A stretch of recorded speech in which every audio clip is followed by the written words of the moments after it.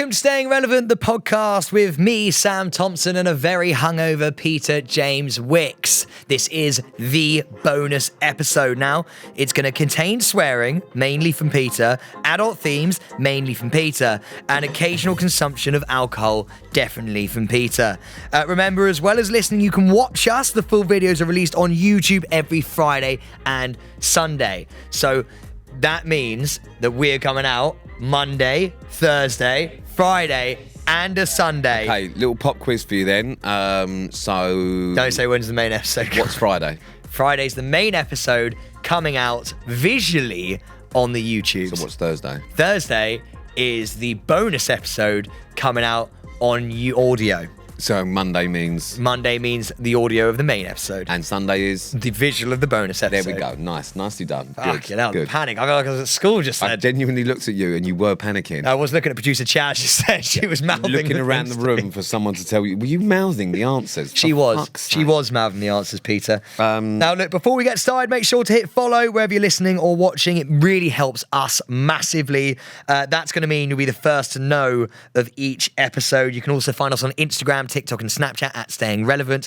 And to have your listener letter on this podcast, email stayingrelevant@insanityhq.com. But also remember, we love questions as well. We don't need the stories. If you've got a really good story, then send them in. But Pete is getting a little bit weary of the shit stories.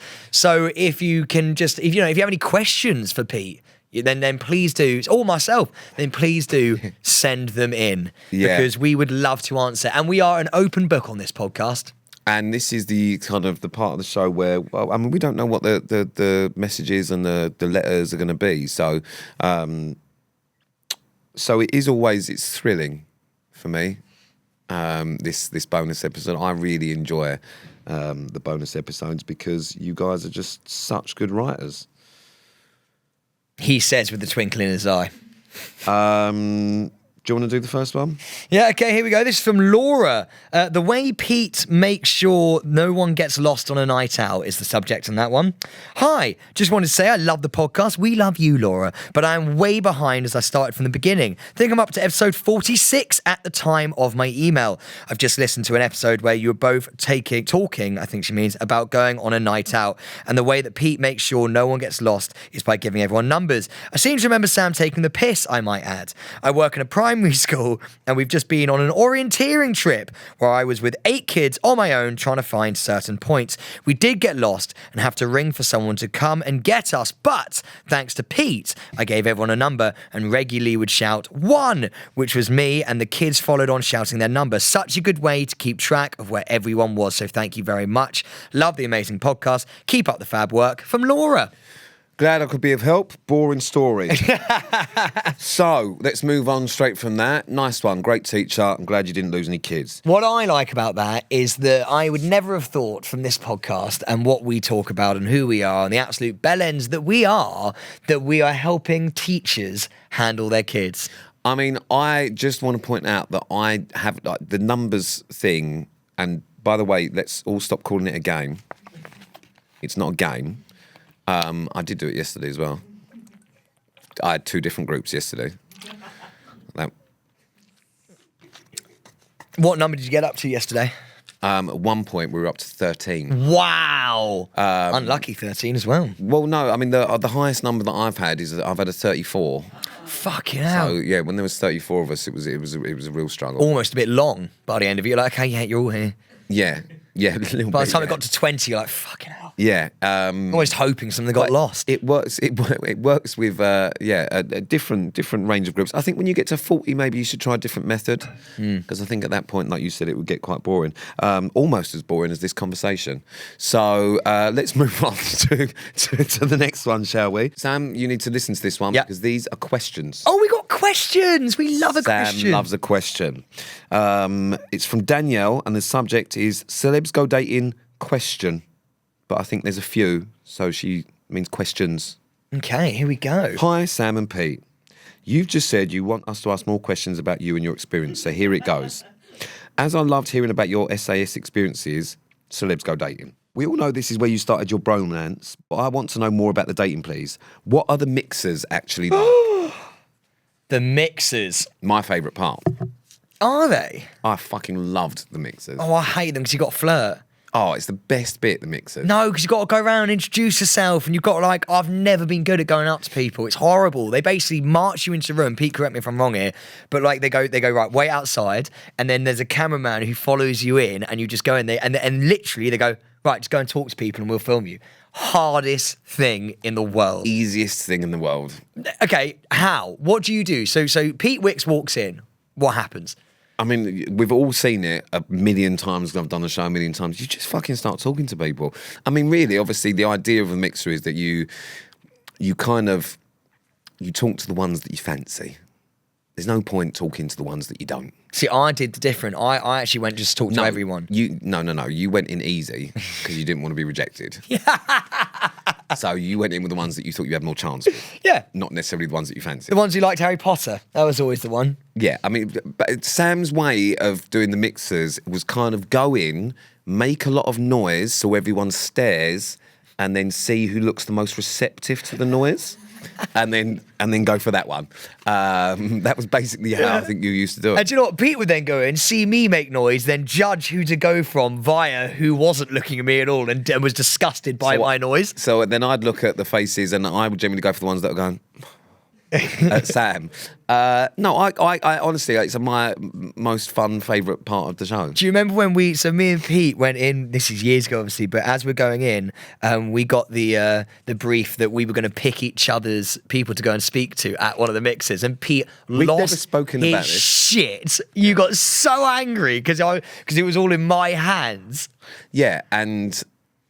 what Sam did was he picked the girl that he liked the most and he had the most in common with. So I went on a date with someone who loved Harry Potter. Yeah!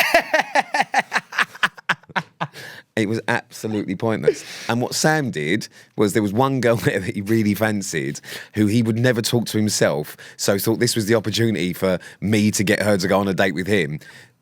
And I said, but like, what do you want her to be interested in? He went, I don't care. Sam literally went, I don't care.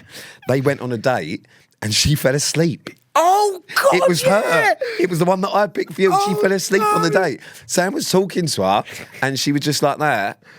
And then there was a silence from that, and she went, sorry, I drifted off then.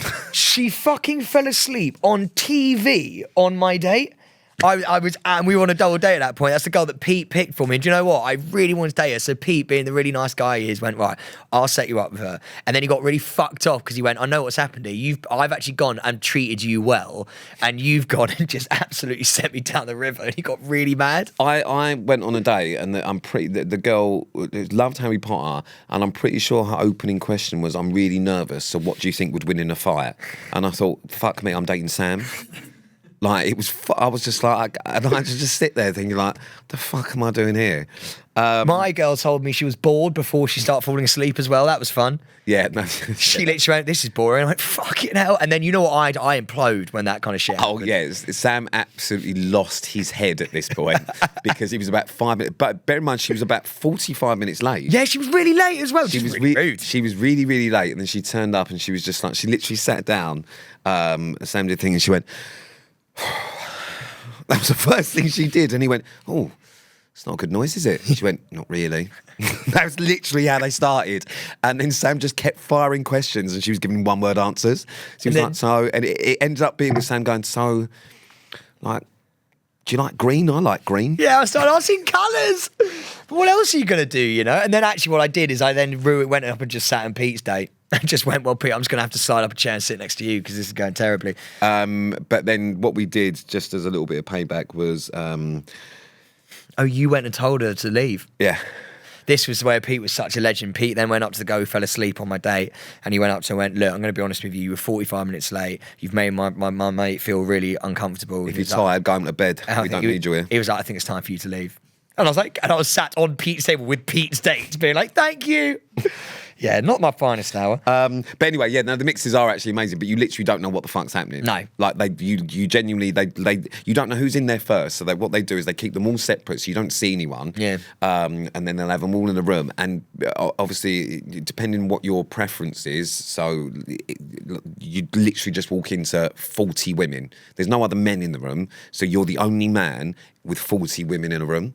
It's very daunting. Or vice versa if you're a girl or whatever your Very preference is. daunting. So yeah, it's basically, I mean, listen, if you can't get a date out of that, then you've got problems. Well, actually, that sort of brings us quite nicely to the next question she asked. Do you get the impression that people just wanted to date you to get on the telly? Abso-fucking-lutely. Yeah, to be honest with you, the thing is you have to apply. Oh God, she's a lot of questions she's got. You have to, but they're quite good. You have to apply to be, I suppose, a datee? Is that the name? Like on Celeb Go Date, you have to apply to do it.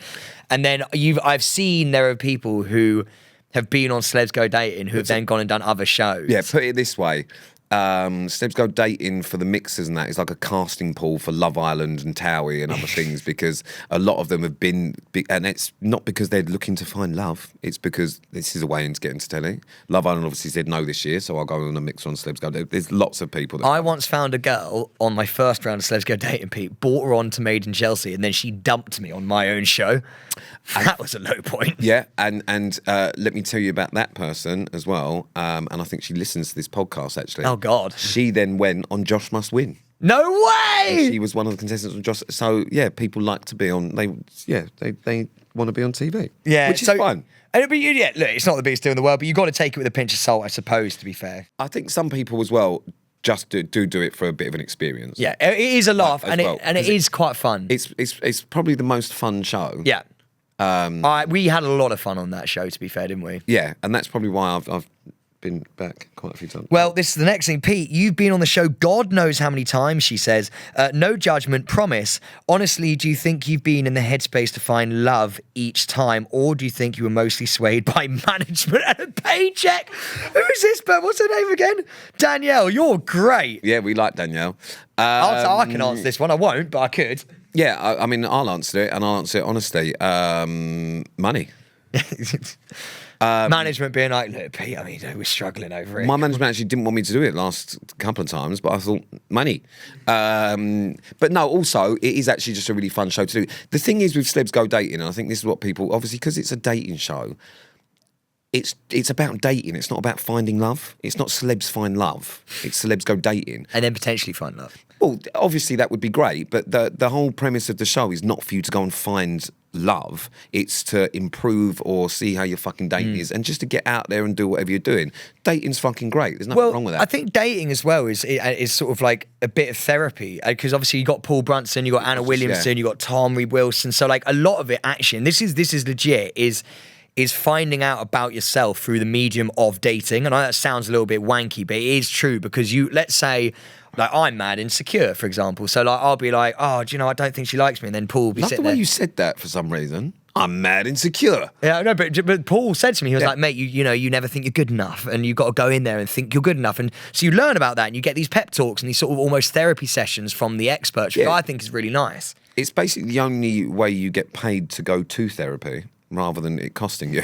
Yeah. It's free therapy. But also, obviously, for Sam and I, like Paul, Anna and Tom, become really good friends of ours. So it's just really nice. The whole team as well. It's a similar team that do it, like camera guys and everyone else, and they're all fucking great. So actually, it is just a really fun show to do. And you do get absolute pearls of wisdom from them guys. You do. But yeah, I think it's a show that is narrated by a comedian. It's not... I think people... That's such a good point. It's not serious, let's find love. Do you know what I mean? Like it's not that. It's a fucking comedy, light entertainment show. It's an entertainment show. Do you know what I mean? Like if you that find helps love, great. you find out a bit more about yourself. Yeah, that also that's got some deeper parts. Well, this is also a thing, because I mean, I feel like we're answering these before they're getting asked. But you guys, same question for you, Sam. I love Paul and Anna, but did you ever think seriously, why have you put me on a date with this person? Because I'm no professional matchmaker. That you can see some of the matches are clearly not an ideal match for you, even if the show is about dating rather than getting married off. Well, that's the thing. A lot of the time they put you with people who are your polar opposites, because they want to see how you would react in that. I once went on a date. She was really lovely, with a girl who collected teeth. Yeah, she collected teeth from people at the morgue. Yeah. And I was like, yeah, and I was like, you're really interesting. And she was a lovely girl, but I was like, we all know that this is pretty wild. Had you done that like post your teeth? Or It was. I had veneers in at this point, so I could have given him my old ones. To be fair, just I was to gonna say- sort of like put in the jar. I was going to say, some people bring flowers on a day. Sam bought his snaggle teeth. Just drop them on a little necklace for her. So yeah, they do like to put you in certain scenarios, but it's quite fun to be on scenarios where you know it's not going to work out, but you give it your best shot. But also, part of the reason for doing that, and I've spoken to Owen about this, is because a lot of the time we all date the same people over and over again, the same fucking type and the same type of people, and you never really go for something different. And actually here you're kind of forced to go for something different that may or may not work out. Most of the time it doesn't work out. But it's nice to date people that you wouldn't ordinarily date. You wouldn't ordinarily go out and, has anyone got a fetish for teeth? But you did. I mean, it didn't work out, but it's nice to date different people. And Pete, do you think you'd ever go back on the show? No. I'm done with dating shows. All of them sort of shows. To be honest, You get too old, don't you? I feel like we've done so many. You can't. There keep isn't doing anything it. we haven't done. Yeah. So yeah, I'm done with all of that stuff. I feel like you've got to just take your suitcase at this point and walk into the sunset and go, I've had a fucking good run. Yeah. Or be Joey Essex and go on Love Island. I think for me, it's time to just step down into the coffin. Yeah. I said into the sunset. Pete says into the ground. Just step down into the grave. Yeah. No, you had a good time though. You got some great memories. Got some great memories. And move it on. And some nice. But that's why when people go, oh yeah, why are you not on Towie anymore? Oh, you're not on Main Chelsea anymore. And you go, the genuine answer is that I'm too old. Not in like an old. Like, we're not that old, but it's more so just that you've done everything and it's just like, it's so repetitive to be going round and round doing the same hamster wheel over and over again that you don't really grow as a person, I feel like, if you're still doing that kind of stuff. No, the only things you want to do now are things that actually give you a life experience or something.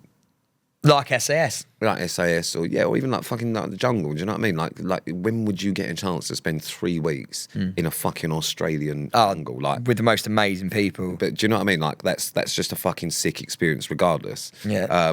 But yeah, some of the others you do have to do for them because it's work. The rounds. I always say, and I think you'll agree with this, is that these kind of shows aren't career, they're experiences. Yeah. They're experiences. So they're like social experiments that we're very lucky to be able to go and do. So like Celebs Go Dating, it's such a controlled environment and it's like a social experiment. And you know, it's such a fun thing to do that no one never ever normally gets to do. Well, yeah. And so like, but that's not like a career. You can't be a career reality TV contributor. Do you know what I mean? You can't make a career out of that. No. And that's why actually I always say, Pete, and I feel like you'll agree with this as well, whenever anyone asks me and they go, oh, what would you say to someone who, you know, wants to go and do reality TV? I always say don't, unless you want to be part of the actual industry, whether that's radio or hosting something or being an interviewer or doing junkets or podcasting, whatever it is, right? Or you've got a business that you need to pump out. Unless there is something you're going to get. If you just want to be an influencer and do reality shows and go to the opening of an envelope, you're going to end up miserable. But also you're going to end up forgotten. Yeah, but that's what makes you miserable, right? Yeah, I agree. Completely agree with that. Favourite memories from the show, which we wouldn't have seen. So obviously I have done it a few times, and there's a number of reasons for that, and it's because of the crew. Like genuinely, like all the camera guys and all the producers and people that work on it, and like Tom, Anna, Paul. We have the fucking best time. Yeah, it's really good, especially when you go on those trips at the end. I absolutely love all the fucking crew and all the people that have worked, because they've done pretty much all of my series have been the same. They've pretty much done them all from the start, and they're just the fucking best people. Like honestly, so the best moments for me are stuff that are not on TV, but they're not even with fucking cast. Well, I was on the show. No, but I mean, like, just in general, like, you know, like, it is just a really fun show to do. It is. Do you know what I mean? I do have a memory, though. You putting me to bed. Do you remember that? When I got too pissed on that night out when we went abroad for the final episode and you put me to bed. Tenerife? Yeah. And Pete literally went, come on, mate, come here. And he just slotted me into bed and went, you've had enough. And he went and carried on partying with everyone else. I went back out. He went back out. He literally slotted me into bed and went, don't worry, mate, you've had a good run. But yeah, there's loads of different fucking like sick things that happen. Like, but it's not like one specific thing. It's just like all the nights out and like when you're having dinner with like your fucking pals that are just not being fit. It's just a fun show. Yeah. Like, it is just a fun show. Anyway, that's all the questions for now. Thank God I didn't think you were No, I stop. thought that was great. Danny, thank you so much. That was so nice. Hope really they aren't enjoyed too it. shit for you, Pete. Danny, I quite enjoyed that. Yeah. And I like the way you write. Dull sparkle of fame. Yeah. Nice. She's describing our careers. Yeah. To be honest with you, I think that will be on my gravestone. Yeah. Enjoyed a Wicks dull sparkle of had a fame. dull sparkle of fame. But yeah, nice. We like that one. Thank you, Danielle. Right, we're going to do one more because I've got a prop for it. Right, this is from Rebecca, and it's a listener ick. Oh, I imagine God. This is probably going to be about me, so Sam... I think it's going to be me. I actually think it's going to be me. I think everyone's now starting to think my baby's an ick. Your baby? As in when I go, baby. But, the subject is not about us. Oh, thank God. My boyfriend gave me the ick. Ah, yes. Come on. then. Let's slag him off. Here we go. Do you want to do it or do you want me to do it? I think you should do it because I'm struggling to read and see straight. Hello, Pete and Sam. Hello, Rebecca. Me and my fella love the pod. We stumbled across it after watching Sam in the Jungle. The Jungle 23 genuinely picked us both up and gave us the laugh we both needed whilst drowning in shitty nappies, bottles, and on little sleep. So you're not a day one then? I must admit, even though I'm a Pete fan, I have been since Towie, that series was one of the best. I love my fella very much. However, I need your help to determine if his habit that gives me the ick is normal. When my fella drives, instead of flicking the indicator, he grasps the full indicator like he's about to wank it off and pulls it down with a full hand grasp. He even does the same gesture to turn it off. Is this normal man behaviour? I mean, even if you think it is, I need you both to tell him to stop anyway because it's so fucking weird and makes my toes curl. He has no idea I've wrote him. His name is Scott. Name and shame. He is probably watching with me when this is being read out, so don't be shy to bollock him if it's necessary. Love you both, Becky. Well, we love you, Becky, and actually, you've come to the perfect place. Pete, take it away.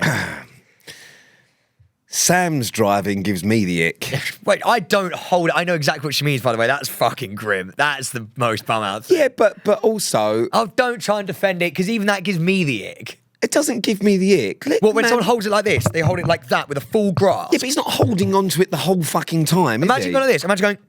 I mean, no, I mean, it is weird. I don't do that. I'm a flicker rather than a grab and wanker. It is weird, but I think people get a bit fucking carried away with this ick stuff, really. That's an ick. I just think that's just a weird geezer who grabs his indicator rod.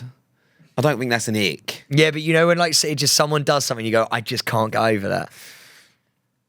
I mean, what do you do? Because I flick it. But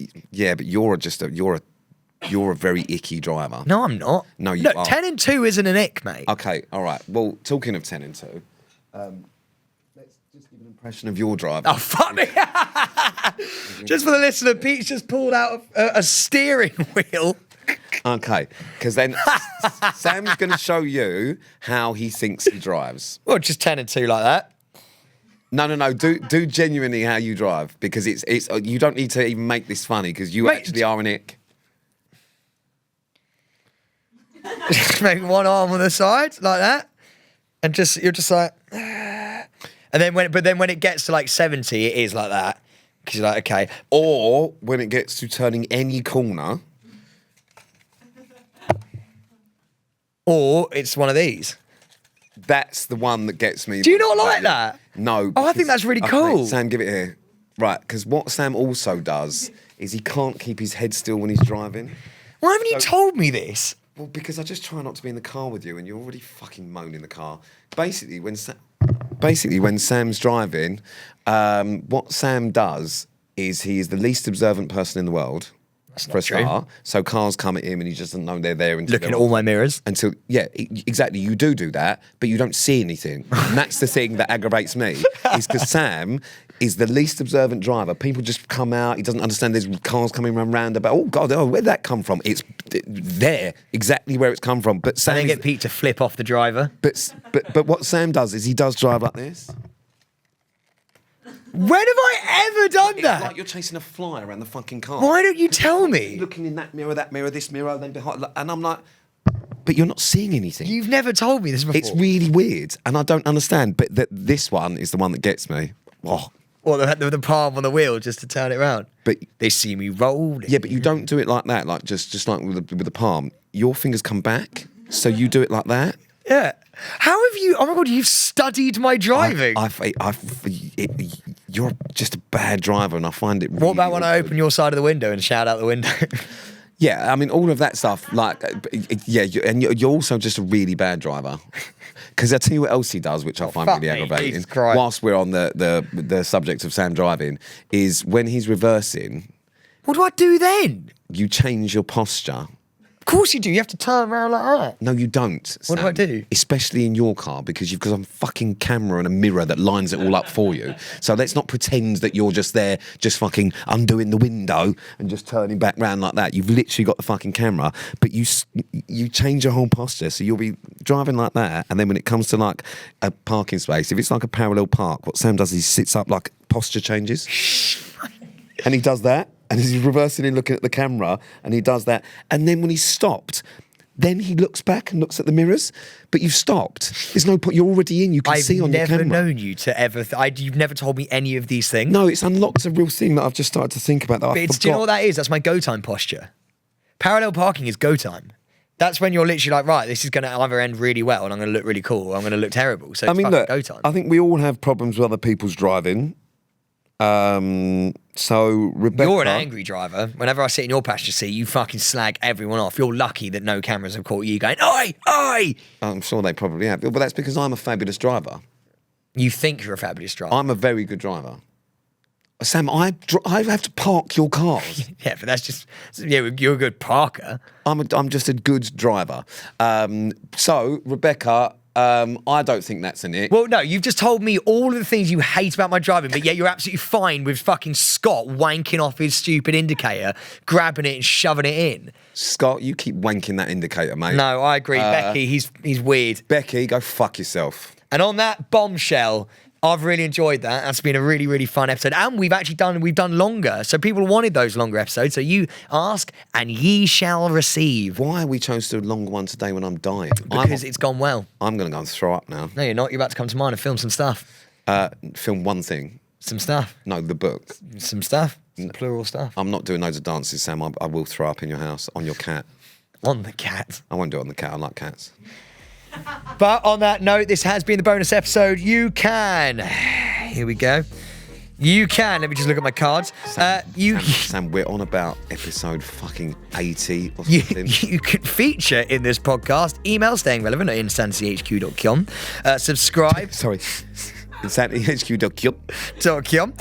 You can subscribe and follow so you're the first to know of each new episode. Rate 5 stars and leave a review. Follow us on all the socials at Staying Relevant Podcast, at Sam Thompson UK, and at Pete_Wicks01 on Instagram. Subscribe to us on YouTube. Just search Staying Relevant Podcast for the full video of this episode that goes live every single Sunday. We're going to be back on Monday with our main episode. Take a breath, son. We're going to be back on Monday with our main episode. See you next time. There's going to be a lot to talk about.